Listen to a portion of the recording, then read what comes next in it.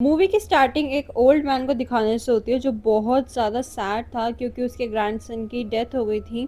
तो वो बहुत दुखी भी इसलिए था क्योंकि जो उसकी बेटी थी वो एक माँ थी और माँ से एक बच्चा चला गया। तो उसको इस चीज़ का भी दुःख था, तो वो अपनी बेटी से मिलने के लिए निकल जाता है और जब अपनी बेटी के पास जाता है तो वो देखता है उसको किसी चीज़ का फ़र्क नहीं पड़ रहा अपने बेटे का। मतलब वो अपना गम उससे शेयर करना नहीं चाहती, वो अपना काम-वाम करती है, फिर अपने डैड के लिए नाश्ता बनाती है और वहाँ से चली जाती है अपने काम के लिए।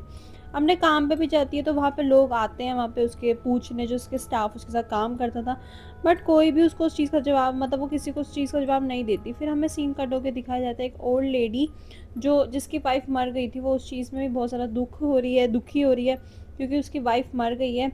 और फिर हमें इसका भी सीन कट करके हमें एक और दिखाई जाती है एक फैमिली जो बहुत ज़्यादा हैप्पी फैमिली है।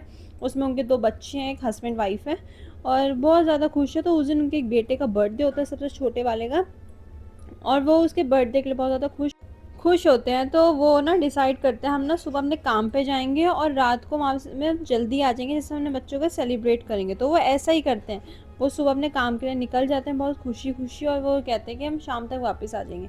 बट जो उसकी जो वाइफ़ होती है वो, मतलब उनकी ये खुशी नहीं होती और उसकी जो वाइफ़ होती है उनका एक्सीडेंट हो जाता है, उनकी मौत हो जाती है। ये बात सुन के पूरे घर को सदमा लगता है। उसके हस्बैंड को तो ऐसा ही लगता है कि जैसे मैं कोई सपने में हूँ और मैं ये सपना देख रहा हूँ मेरी वाइफ़ के साथ ऐसा हुआ है। तो दूसरी तरफ हमें दिखाया जाता है वो जो ओल्ड मैन है वो भी बहुत ज़्यादा दुखी है और मतलब बहुत उदास बैठा अपनी ग्रैंडसन की कब्र के पास बैठा हुआ है। तो उतनी देर में ना बहुत तेज़ ना वो लाइट्स ब्लिंक होती हैं, बहुत तेज़ आवाज़ होती है। उसी शहर में बहुत तेज़ आवाज़ होती है, जो ऊपर के परिंदे होते हैं वो भी चले जाते हैं। तो एकदम ना पंखा गिरता है और वो बहुत ज़्यादा डर जाती है। दूसरी तरफ जो उसके डैड थे वो भी उस आवाज़ से इतने ज़्यादा मतलब वो हो गए थे, वो उसके कब्र के पास ही गिर जाते हैं। फिर हमें दिखाया जाता है कि वो उनकी एकदम आँख खुलती है तो उनको उसकी ना कब्र में से आवाज़ सुनाई देती है, तो वो उसको फटाफट वहाँ पे खोदते हैं। बट हमें यहाँ पे ये नहीं पता चलता कि उसके अंदर से जो वो लड़का था वो मतलब ज़िंदा है या क्या था, क्या आवाज़ है, हमें इसमें नहीं बताते। तो हमें फिर सीन कट होके हमें ये दिखाया जाता है जो वो बूढ़ी औरत है जिसकी वाइफ़ थोड़े दिन 1 दिन पहले ही मर गई थी, उसको बाहर से कुछ चीज़ की आवाज़ आती है और जब वो वहाँ पे चेक करने जाती है ना, वहाँ पे और कोई नहीं, उसकी वहाँ पे वाइफ़ ही होती है जो 1 दिन पहले वहाँ पे मर गई थी। वो अपनी वाइफ़ को वहाँ पे देखती है तो बहुत ज़्यादा वहाँ पे वो खुश होती है कि उसकी वाइफ़ ज़िंदा हो गई है और वो उसको दोबारा मिल गई है। वो बहुत ज़्यादा खुश हुई थी। दूसरी तरफ जो हॉस्पिटल में वो लेडी भी थी, वो भी एकदम ना ज़िंदा हो गई थी। उसके हाथ ना हिलने लग गए थे। जो उसका हस्बैंड देख के बहुत ज़्यादा खुश हो जाता है, वो भागते हुए बाहर जाता है डॉक्टर्स के पास बताने। वो भी उसको मतलब कांग्रेचुलेशंस करते हैं कि आपकी वाइफ़ ज़िंदा हो गई है और ये कैसे हो गई है। उनको कुछ इस बात का समझ नहीं आता कि वो मतलब कैसे वो ज़िंदा हो गई है। वो अपने बच्चों को ये बात बता के आता है कि तुम्हारी यहाँ मर के ज़िंदा हो गई है। मतलब उनको इस चीज़ का समझ नहीं आता कि कोई इंसान मर के और फिर एकदम ज़िंदा हो गया। तो वो जो सारे जो बच्चे होते हैं और वो जो उसके डैड होते हैं वो खुश हो जाते हैं कि चलो हमारी माँ ज़िंदा तो हो गई कम से कम, अब वो ठीक तो हैं। फिर हमें दूसरी तरफ दिखाया जाता है जो वो लड़की थी वो अपने घर आती है, घर आने के वो मतलब अपने ना जो दुःख था वो अपने अंदर लेकर इतनी ज़्यादा फ्रस्ट्रेट हो गई थी कि वो ना अपने एक पन्नी होती है, पन्नी लेके अपने मुँह पे ढकती है और अपने आप को ना मारने की कोशिश करती है। उतनी देर में ही उसके जो डैड होते हैं वो वहाँ पे आ जाते हैं और वो उसे बचाते हैं। वो जो उसकी जो पन्नी थी वो उसके मुँह से उतारते हैं और उसको बताते हैं कि तुम्हारा जो बेटा है वो दोबारा ज़िंदा हो गया है। वो उसको उसके पास लेकर आते हैं दिखाने के लिए कि देखो तुम्हारा बेटा ज़िंदा हो गया है, वो बिल्कुल ठीक है।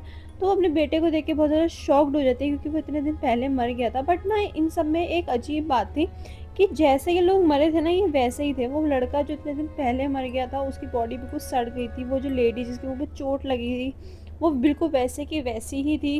बिल्कुल चोट, मतलब कोई एक्सप्रेशन नहीं थे, ना वो खा रहे थे, ना वो बोल रहे थे, ना वो रो रहे थे, कोई भी उनके फेस पे कोई एक्सप्रेशन था ही नहीं। और वो जो लड़का जो इतने दिन पहले ही मर गया था उसकी बॉडी बिल्कुल सड़ गई थी और इतनी उससे गंदी बदबू आ रही थी। जो उसके जो दाना होता है उन्होंने उसको नहला भी दिया था तब भी उसके अंदर से इतनी गंदी स्मेल आ रही थी कि मतलब वो सोच नहीं सकती। तो उसकी बेटी होती है वो कहते हैं हमें इसे हॉस्पिटल ले जाना पड़ेगा, तो वो कहते हैं कि नहीं, हम इसे हॉस्पिटल लेके नहीं जा सकते क्योंकि कब्र खोदना यहाँ पे जुर्म है और मेरे को जेल हो सकती है मगर हमने वहाँ पे से लेके गए और पता चल गया क्योंकि इसकी बॉडी इतनी ज़्यादा सड़ गई है। तो ये बात फिर ना वो उसकी बेटी को बोलते तो वो कहती है अच्छा ठीक है कोई बात नहीं, हम इसे नहीं लेके जाएंगे। दूसरी तरफ जो पुलिस होती है वो उसकी बेटी से पूछने के लिए आती है, क्योंकि उनको ऐसा लगता है कि उनकी जो कब्र है खोदी गई है, उसकी नाना ने उस कब्र को खोदा है, वो उसे पूछने के लिए आती है। बट उसके मुंह पे इतनी ज़्यादा सैडनेस होती है, वो इतनी दुखी होती है, तो पुलिस वहाँ से चली जाती है और ये पूरे न्यूज़ में फैल जाता है। ये 3 लोग ही ज़िंदा नहीं हुए थे, बहुत सारे लोग पूरे देश, मतलब पूरे वहाँ शहर के लोग ज़िंदा हो गए थे। अपनी कब्र खोद-खोद के, तो कुछ लोग बाहर आ रहे थे, कुछ-कुछ अपने रिलेटिव्स की, अपने कज़न्स की या कुछ भी उनकी कब्र खोद-खोद के बाहर लेकर आ रहे थे उन्हें। और ना ना ये लोग बोल रहे थे, ना ये लोग मतलब ढंग से देख रहे थे, ना ये सुन रहे थे, और तो वो जो मतलब कुछ खा भी नहीं रहे थे, ना रो रहे थे।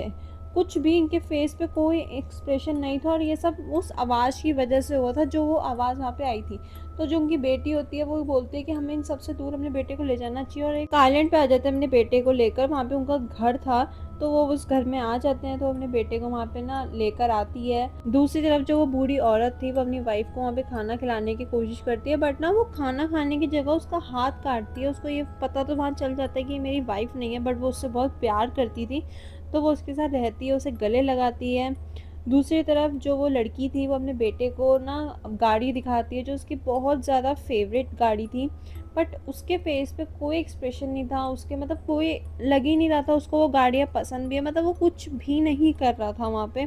वो सीधा खड़ा हुआ था, ना वो बोल रहा था, ना कुछ कर रहा था। जो उसके डैड होते हैं वो वहाँ से जाते हैं, उसको बोलते हैं कि मैं पानी लेने जा रहा हूँ, तो वो चले जाते हैं। तो उतनी देर में वो देखते हैं उसके पीछे एक डेड मैन खड़ा है, जो ऐसा लग रहा है कि वो उसके डैड को अभी खा जाएगा। और वो बहुत ज़्यादा देख के उसको डर जाती है कि मतलब ये अजीब-सा आदमी कौन है? क्या है ये आदमी जो डेथ मैन है और पता अजीब-सी हरकतें कर रहा है यहाँ पे। दूसरी तरफ हॉस्पिटल में उसके बच्चे उससे मिलने के लिए आते हैं, उसकी अपनी माँ से। तो वो अपना ना नया खरगोश दिखाता है, जो उसके डैड ने उसको उसके बर्थडे पे दिया था। वो जब अपनी माँ को वो खरगोश दिखाता है ना, तो उसकी माँ उसको देखने के बजाय उस खरगोश को ही मार देती है। उसे गला दबा के मार देती है, जिससे वो सारे तीनों डर जाते हैं। जो उसके हस्बैंड होते हैं वो भी, उसके बच्चे होते हैं, और उसको उसकी बेटी को पता चल जाता है कि ये मेरी असली माँ नहीं है, ये कोई और ही है जो ये हरकतें करती है, क्योंकि उसकी माँ कभी ऐसा कर ही नहीं सकती। दूसरी तरफ जो वो डेड मैन था वो उनके घर के पास आ गया था, मतलब, और वो जो लेडी और लड़की होती है वो फटाफट सारे घर के अपने दरवाजे और खिड़कियाँ बंद कर देती है, जिससे वो जो डेड मैन होता है वो उसके घर में ना आ जाए। वो सब कुछ बंद करती है। जब उसके डैड वापस आते हैं वहाँ पर, तो अपने डैड को सारी बात बताती है ऐसे-ऐसे। तो उसके डैड वो बाहर डेड मैन के पास जाते हैं, बहुत रोकती है उन्हें, आप मत जाओ, पर वो जाते हैं और उससे पूछते हैं, तो वो जो डेड मैन होता है वो उसको ही उनको ही खा जाता है वहाँ पे। तो ये देख के वो बहुत ज़्यादा वहाँ पे डर जाती है, वो 2 मिनट उस घर में नहीं रहती, वहाँ से चली जाती है उस बोट को लेकर। और जो वो था डेड मैन, वो वहाँ पे उसके पीछे नहीं आ पाता, क्योंकि पानी की गहराई इतनी ज़्यादा थी, वो वहाँ उसके पीछे-पीछे नहीं आता और वो वहाँ से चली जाती है। दूसरी तरफ जो वो बूढ़ी औरत थी, जो उसकी वाइफ़ थी, उन्होंने उसको अपनी जो हस्बैंड थे उसको खा लिया था, क्योंकि जो सारे लोग थे जो निकल के आए थे, सारे ना ज़ॉम्बी बनने लग गए थे। वो ये ना खाने लग गए थे, ना इनके ना वो इमोशन थे, ना एक्सप्रेशन थे, कुछ भी नहीं था।